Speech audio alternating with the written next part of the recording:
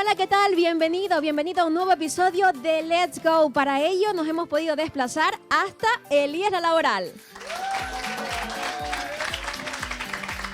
Bueno, y con toda esta energía que nos traen los chicos y las chicas de La Laboral, pues vamos a grabar un episodio que creemos que es muy importante, muy interesante. Vamos a hablar de un tema que creemos que es bastante común, que nos rodea lamentablemente y que tenemos que abordar para darle un frenazo, darle un stop. Vamos a hablar acerca de las agresiones psicológicas, así que te agradecemos que estés al otro lado y bienvenida a este nuevo episodio.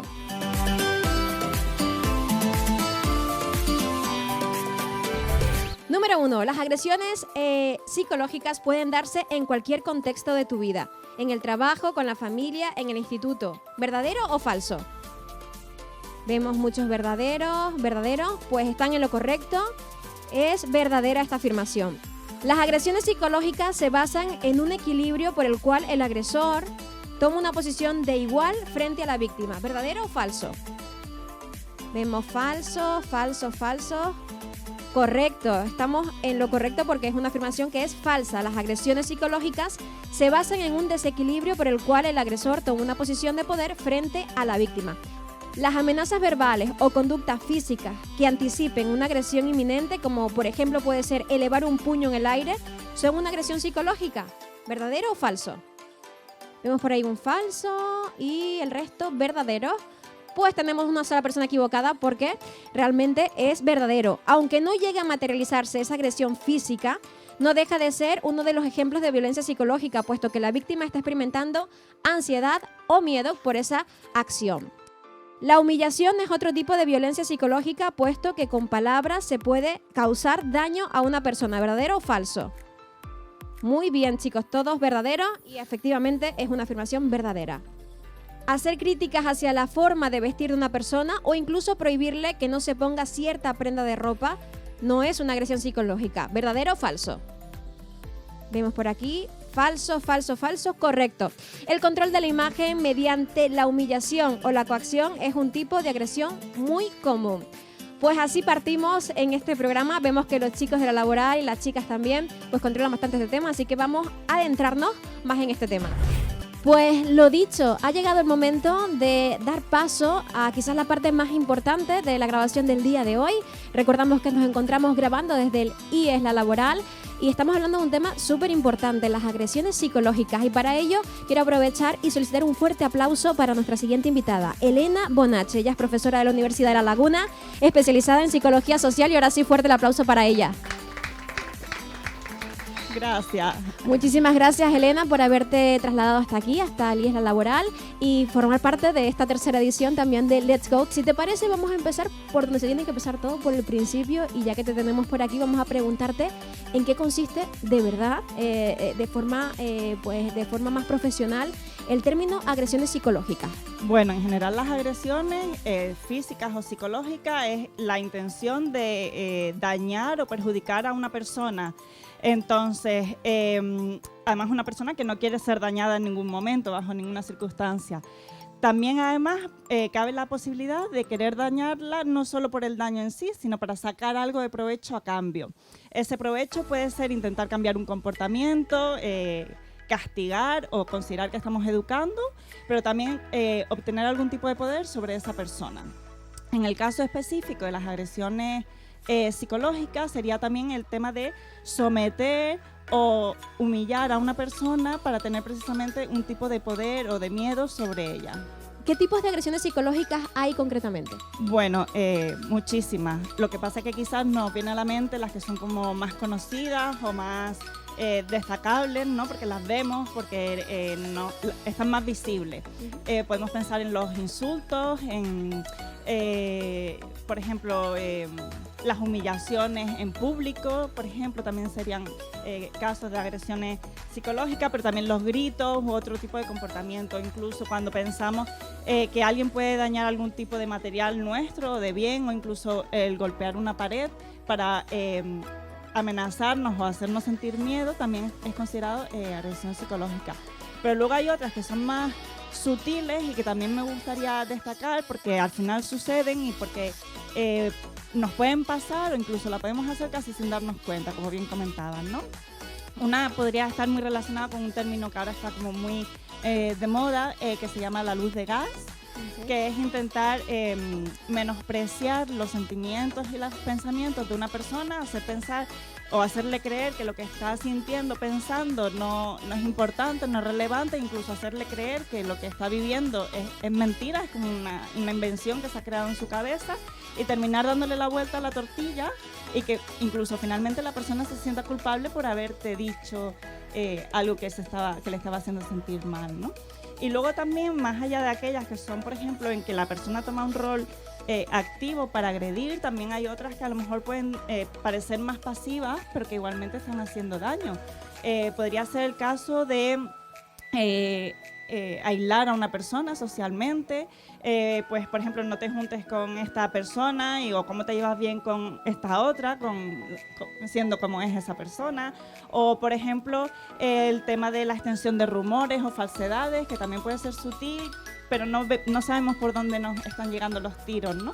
O no compartir información que pueda ser relevante. Imaginen que ellos un día faltan a clase porque están enfermos y a lo mejor hay una información relevante con respecto a los exámenes o alguna cuestión de este tipo y nadie les comenta nada, pero con la intención además de no contárselo, ¿no? Pues todo eso se puede considerar agresión psicológica. Hablaste antes acerca de los roles, ¿no? Creo que también es interesante poder centrarnos también en este apartado, los roles. ¿Hay algún tipo de perfil psicológico o de persona, de personalidad que sirva, como decirlo, carne de cañón para sufrir estas agresiones psicológicas, o por el contrario, que tengan un perfil para ser ejecutoras de estas agresiones psicológicas?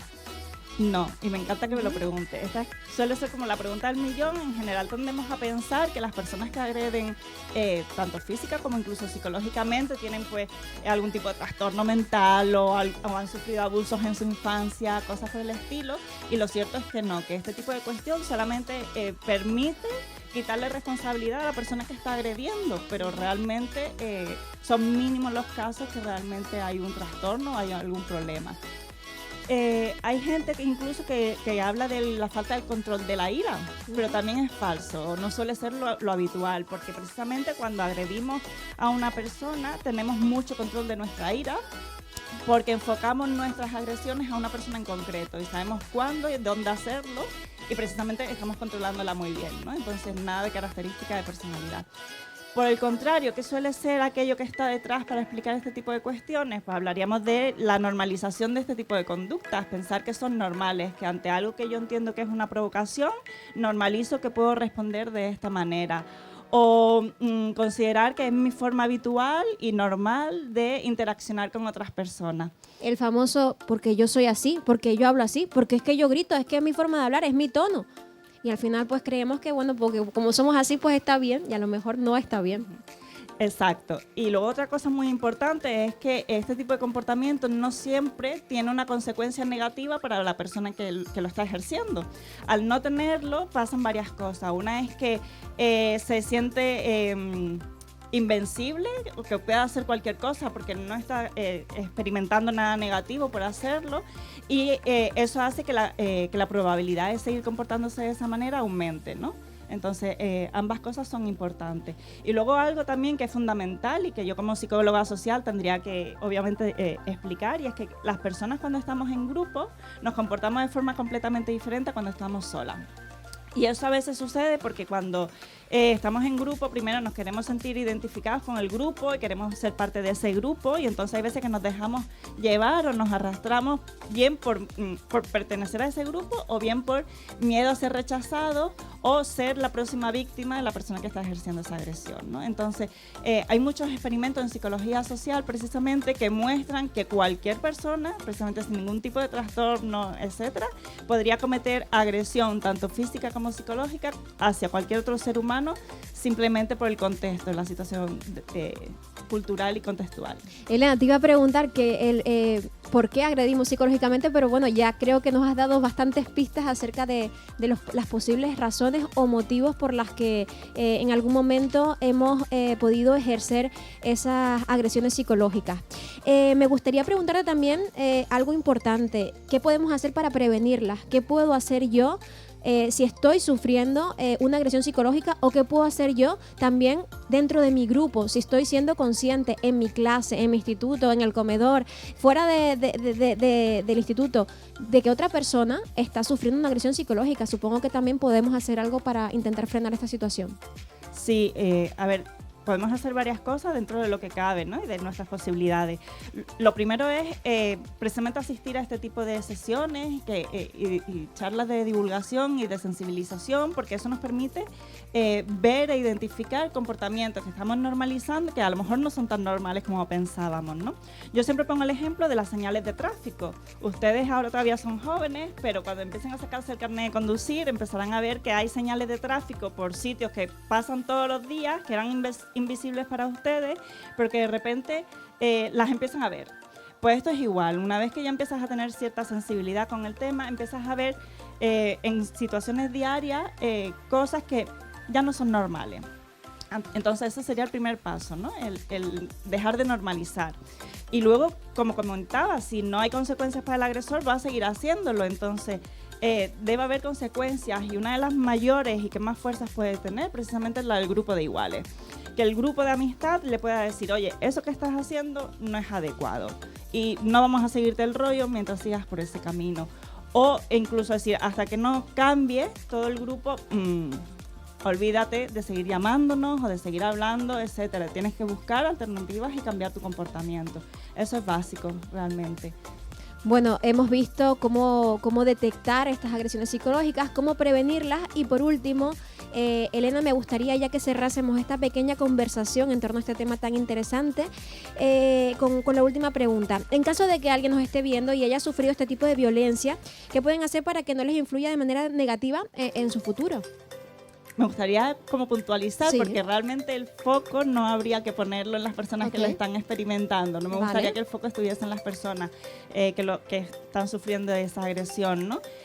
Lo primero es obviamente no sentirse culpable. No han hecho nada para que realmente recibir esas agresiones. Entonces no han podido comportarse de otra manera, no han podido decir otras cosas, porque igualmente a lo mejor iban a recibir la agresión por parte de esa persona, ¿no? Podrían intentar hacer el buscar un grupo de apoyo, un grupo de iguales o incluso de familiares, etcétera, donde puedan sentirse seguros, protegidos, que respetan y potencian su valía como persona, y eso es fundamental, ¿no? Contar con ese apoyo.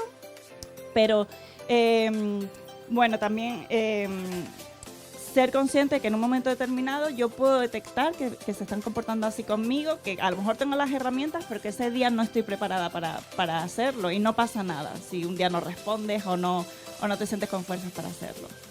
Vale, pues chicos, ya hemos terminado esta entrevista con Elena. Me gustaría saber si alguno o alguna tiene algún tipo de pregunta, quiere consultarle algo a Elena, ya que la tenemos aquí. ¿No? ¿Alguna duda? Sí. Vamos a pedirle a nuestra compañera Vanessa que coja el micro y que se acerque para que pues tengamos la oportunidad de que Elena pues aquí al principio, en la primera fila, responda a estas cuestiones. Bueno, yo soy David, soy alumno de aquí de la laboral, y mi pregunta es sobre la violencia vicaria. Al día de hoy se está utilizando mucho la violencia vicaria, que es coger a los hijos para hacer daño a su madre. Eso sería también agresión psicológica, ¿no? Sí, era como lo que comentaba al principio, cuando decía de destruir una propiedad. En este caso, obviamente los hijos no son propiedad, pero sería una parte sensiva tuya, que además quieres muchísimo, y entonces sí, es violencia psicológica. También sucede lo mismo con las mascotas. Cuando yo hago daño a una mascota para hacer daño a otra persona, a través de ese aprendizaje o esa violencia vicaria, efectivamente se considera violencia psicológica. Pues nada, vamos a aprovechar y le vamos a dar ese fuerte aplauso a Elena. Muchísimas gracias por habernos acompañado. Vamos a recordar, ella es profesora de la Universidad de La Laguna, especializada en psicología social. Mil gracias. Gracias a ustedes. Y nosotros que vamos a continuar aquí en Let's Go, hoy hablando acerca de estas agresiones psicológicas. ¿Alguna vez has sufrido algún tipo de agresión psicológica? Alguna que otra humillación en el colegio, pero pues nada que se considera así súper grave. ¿Cómo lo resolviste? Hablando con mis padres, profesores y pues en realidad intenté defenderme un poco y que me entrara por un oído y que me saliera por el otro, pero no a todas las personas les funciona, así que no sé, con un poco de ayuda de profesores y padres. ¿Has sufrido algún tipo de agresión psicológica? Sí, es un tema que me ha tocado muy de cerca porque me ha pasado alrededor de mi entorno familiar y de una persona muy cercana que es mi padre. ¿En qué ha consistido esa agresión psicológica en concreto? Yo creo que era lo que comentaba antes mi compañero, creo que era, no me acuerdo, pero era... Violencia vicaria. Eso, violencia vicaria. Más, lo que se dedicaba mi padre era a utilizarnos a mí y a mis hermanos para intentar hacerle daño a mi madre. ¿Cómo lo resolviste o cómo te enfrentaste a este problema? Yo creo que es un tema que nunca se va a resolver porque es algo que no te esperas nunca, sobre todo cuando viene de alguien tan cercano, y es algo que siempre voy a tener que cargar, pero yo creo que el tema es irlo superando poco a poco. ¿Has sufrido algún tipo de agresión psicológica? Sí. ¿En qué consiste? Bueno, yo en 2015-2016 sufrí bullying en un instituto.